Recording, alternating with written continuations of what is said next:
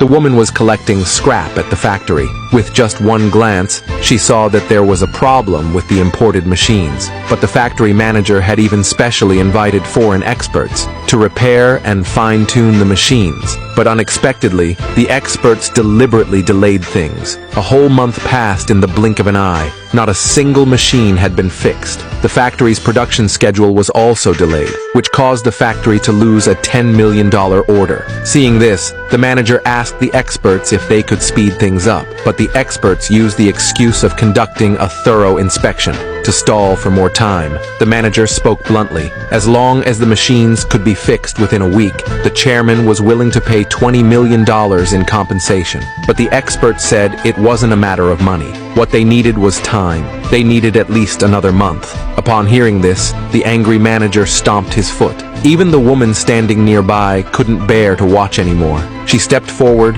and said she could repair the machines. It turned out that before retirement, she had been a senior technician at the factory. These small malfunctions were nothing to her. She could fix them within 10 minutes. But just as she was about to step up and help, she happened to run into her former apprentice. So she asked what she was doing at someone else's factory. Unexpectedly, the apprentice looked down on her. She told the woman to just focus on collecting scrap and not to meddle in her business. However, when the manager heard the woman's name, he became very excited because the woman was the senior technician the chairman had been looking for. It turned out that the woman's repair skills were among the best in the entire industry. She could solve problems, big or small. She had worked like this for 20 years, but that day, she was betrayed by her own apprentice, because the apprentice had just become the technical supervisor, and immediately thought of firing her. The apprentice was arrogant. She believed she had learned all the woman's skills, so she hurried to get rid of her, so she could be the boss of the technical department.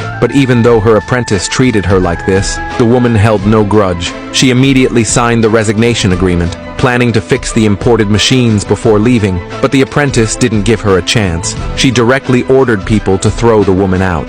Meanwhile, the chairman of another factory was worrying about the equipment repairs at his factory. Seeing that the foreign experts were deliberately stalling, if it continued like this, the factory would go bankrupt sooner or later. While the chairman was at a loss for what to do, he unexpectedly learned that the woman had retired early. He immediately decided to rehire her with a $5 million annual salary. But the woman was still troubled about losing her job, because her son and daughter-in-law were fighting over not having money to buy a house. They were on the verge of divorce. In order not to burden their child, the couple started collecting scrap for a living. But what he didn't know was, without the woman's help, the apprentice had already broken the factory machines. But in order to keep her job, she refused to admit her skills were lacking. Instead, she blamed it on machine aging. The factory director, seeing this, ordered her to fix it quickly. Otherwise, she would bear full responsibility for delaying orders. When a colleague suggested bringing the woman back to repair it, the apprentice refused flat out.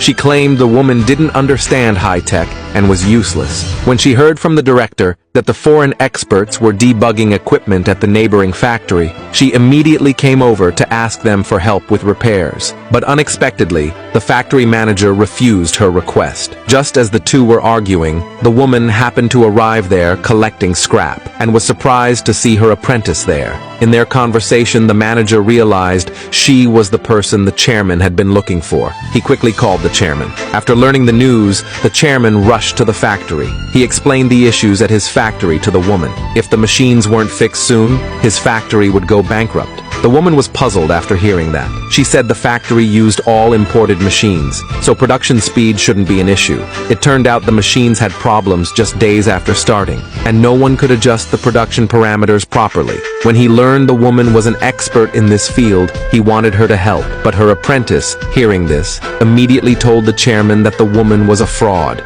She said the woman didn't know how to tune imported machines, but the chairman didn't believe the apprentice. He begged the woman once again to help him.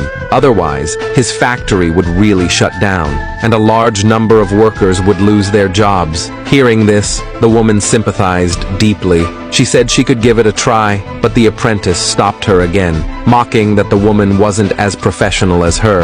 After all, she had become a technical supervisor after just 10 years of work, while the woman was only fit to collect scrap. If she damaged the machines during tuning, the woman wouldn't be able to bear the responsibility. Before the woman could speak, the chairman said directly that he would take responsibility for any problems. He even called his lawyer in front of her to draw up a liability waiver, saying clearly that any issues would not be the woman's fault. Seeing that the apprentice still wouldn't give in and even continued insulting her, the woman couldn't bear it anymore and slapped her. She also severed ties with her apprentice. After speaking, she got ready to step forward and tune the machine, but unexpectedly, the expert blocked her way, saying that if outsiders intervened during debugging, their company would not provide after-sales support. The chairman was furious upon hearing that. He said he would rather give up the expert's support than stop the woman from tuning the machines. At the chairman's repeated request, the woman finally went to debug the machine.